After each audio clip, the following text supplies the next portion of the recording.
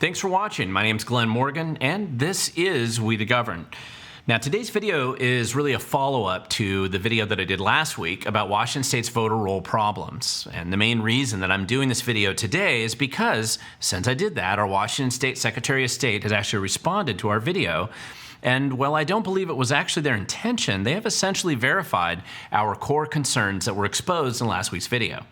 Now, they've been forced to admit, however reluctantly, that thousands of Washington State voters have zero ID references of any kind in the database.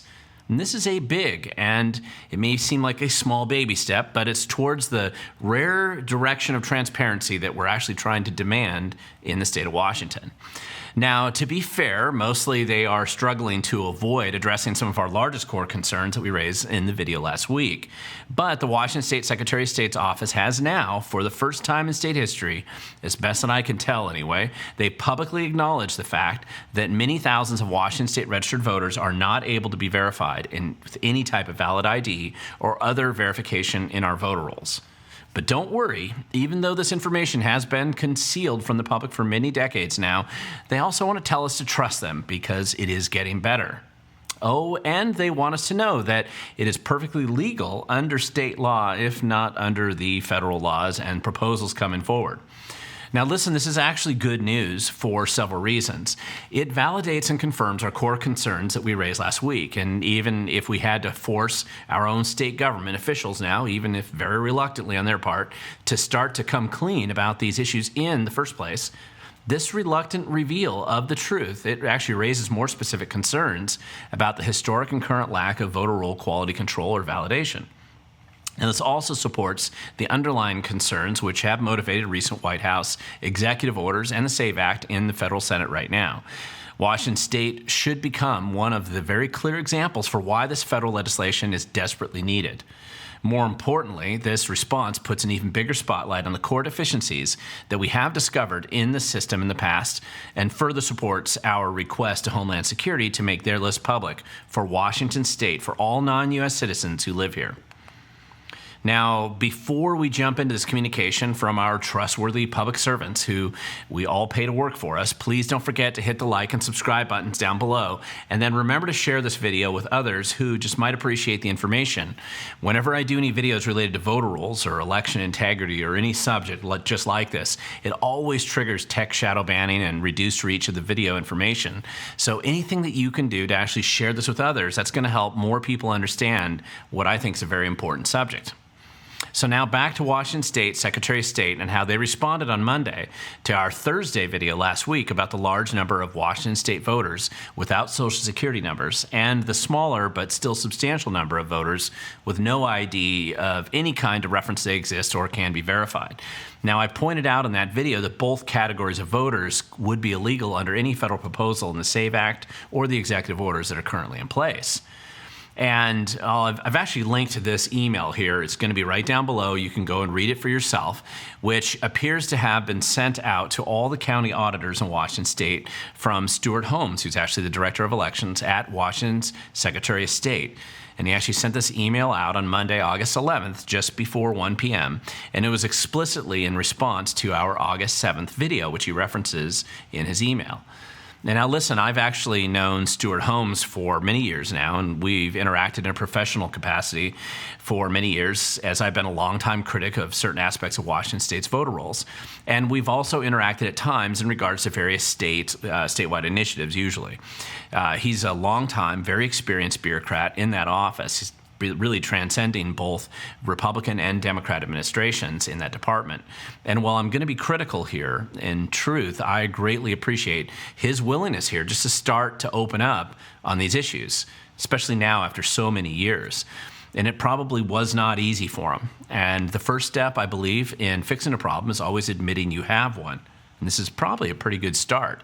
Now, first of all, Stuart Holmes was either confused or he was instructed to deflect or he just didn't bother to watch the video himself, because my video last week clearly focused on the 14% of registered voters who don't have Social Security numbers.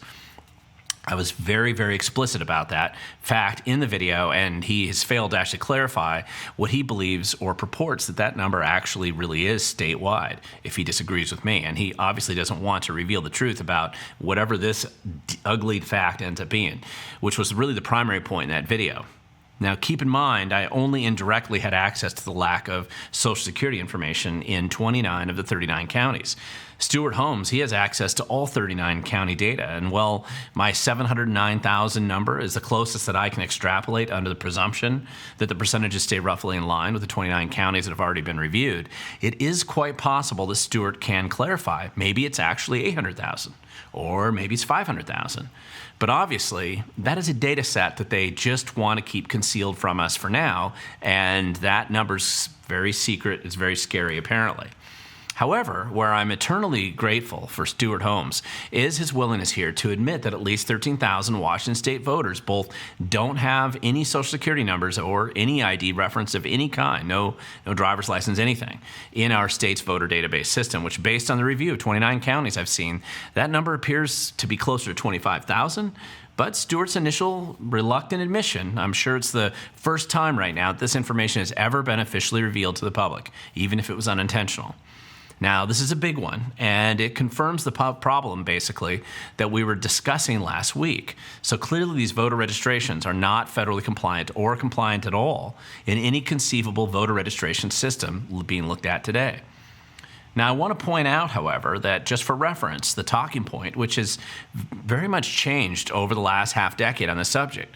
I mean, today the talking point's, hey, it's getting better, or, and I'm going to quote here, it's actually trending in a downward direction, which is good. But remember, 5 to 6 years ago, it was, that actually never happens. It never happens. And then the narrative changed to, well, it's rare and it's not statistically significant. And remember my explanation last week for the de minimis excuse that they often want to use. But now the official narrative is that it's trending down. Now, what still remains concealed from the public, of course, is exactly how bad was it just a few years ago? I mean, since this information's always been concealed from the public, we have no way of knowing how much improvement, if any, was actually been made on this issue. But they tell us to trust them without any way to verify if what they say is truthful. Now, one of the reasons why I believe that Stuart Holmes doesn't want to discuss the missing Social Security information in the voter rolls, by the way, is basically twofold, and I actually can't blame him. First, the number is far larger than the admitted 13,000 registered voters with no ID of any kind. And this large number, of course, further raises and reinforces the question that we brought up last week, which if one of your primary stated ways to verify citizenship or even human existence of the registered voter is to use a Social Security Administration ID system, as he reiterated in his recent email, how exactly can you do that when you have no Social Security numbers to verify? Obviously, you can't. And this is one of the reasons that I have highlighted the fact that the total inability of a large segment of the existing registered voter database to be verified at all, that's actually a real problem. However, the Secretary of State's official response to my video raises two additional questions, which I will reiterate and clarify here, and these should matter to all of us who still care about an accurate and honest elections in Washington state. I mean, the core question that we have raised in the past is how many non-U.S. citizens are registered to vote in Washington state. Now, this number is substantial and significant, and it is likely that not even Stuart Holmes knows the true number and true scope of that problem because the admitted Washington state claims that he's using are obviously deficient in detecting non-citizens on the voter rolls, any system that he's referenced. Now, keep in mind, Washington state is a sanctuary state, and our Attorney General right here, Nick Brown, he's going to seek to put you in prison if you even ask something about their citizenship status.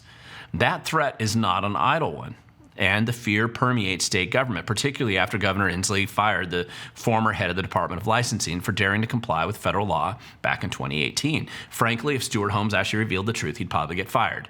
So now the question is how many non-citizens are not removed from our existing voter rolls under the current operation, and certainly is that they're not going to be removed as state policy. Now, the core deficiency in Washington state's voter rolls is the initial method of voter registration in the first place.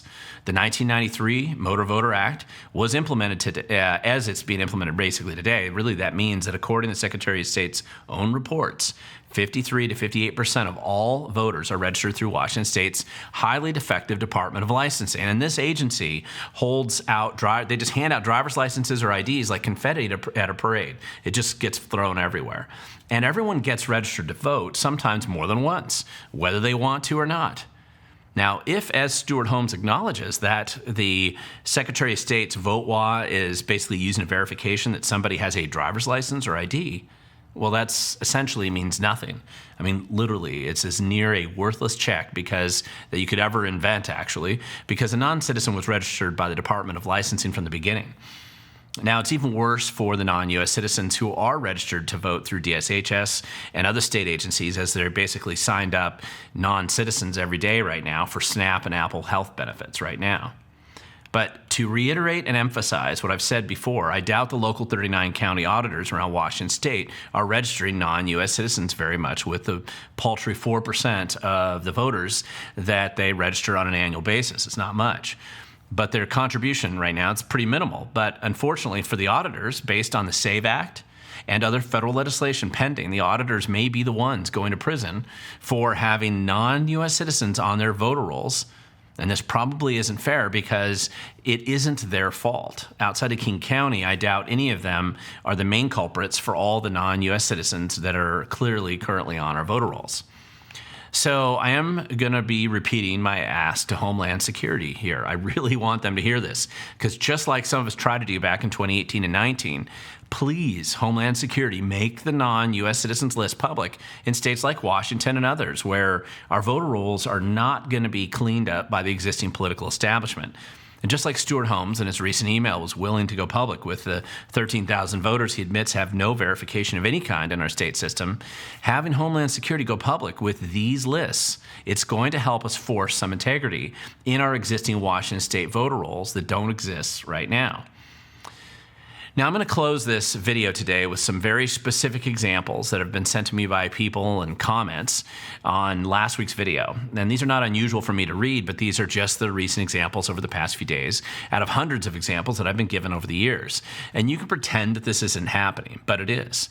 So from a comment that was posted yesterday right here, I have jury duty. This is what they said. I have jury duty. And when they announced that non-citizens could not serve on a jury, 30 people out of 100 had to leave. These pools are filled from the voter rolls. And unquote.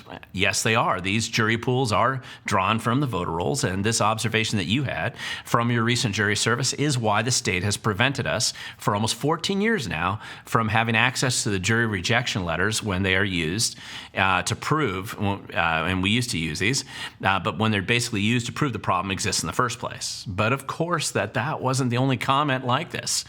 Here's another comment from a different person. I housed foreign college students.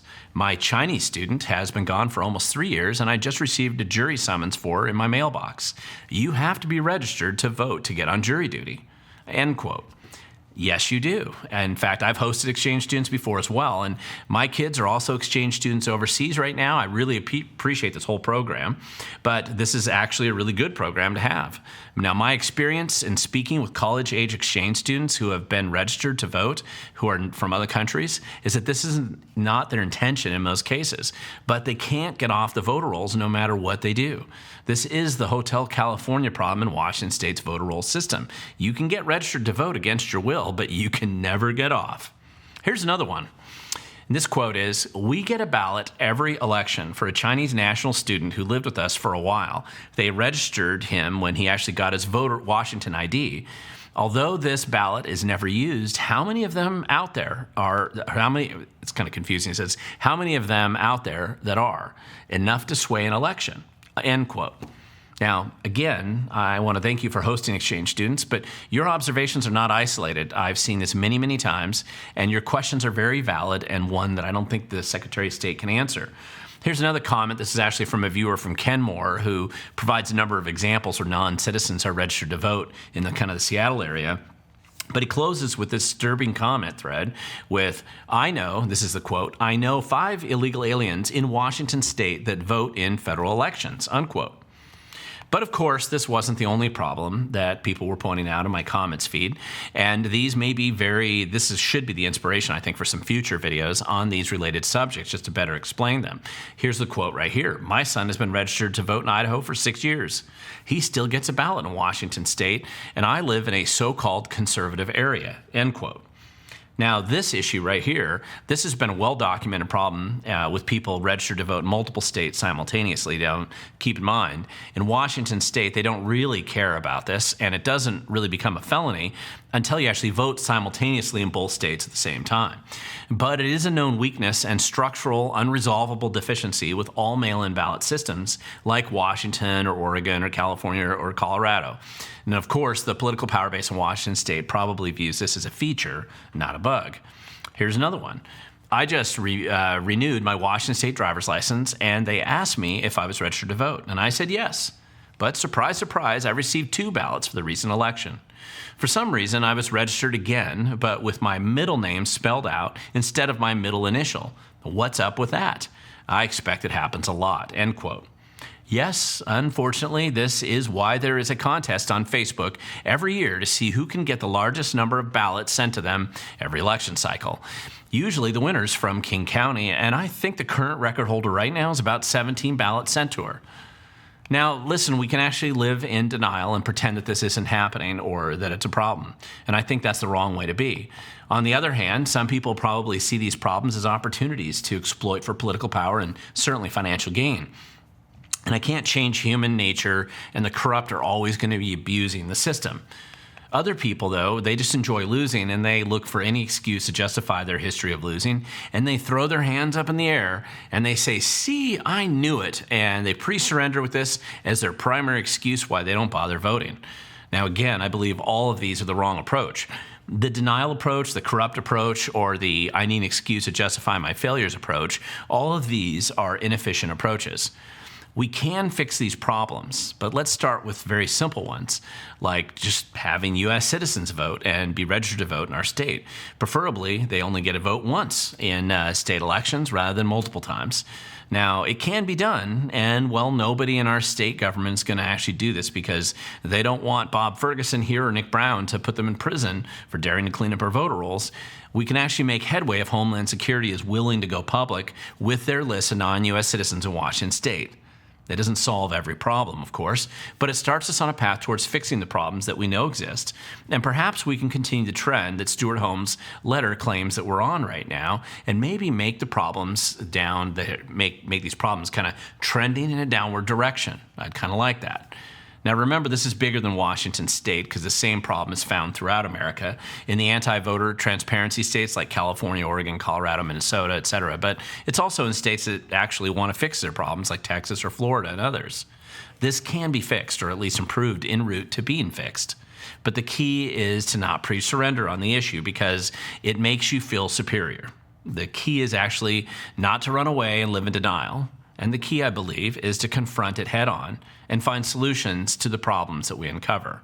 So my call to action is actually for you to share the story widely with everybody. I mean, we really need to fix these issues.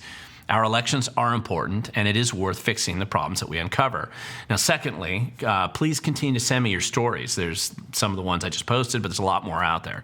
People need to know that they're not isolated and they're not alone. These problems, unfortunately, are common.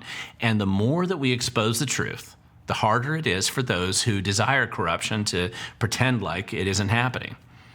Now, finally, as always, if you want to make improvements in how government operates, you have to engage.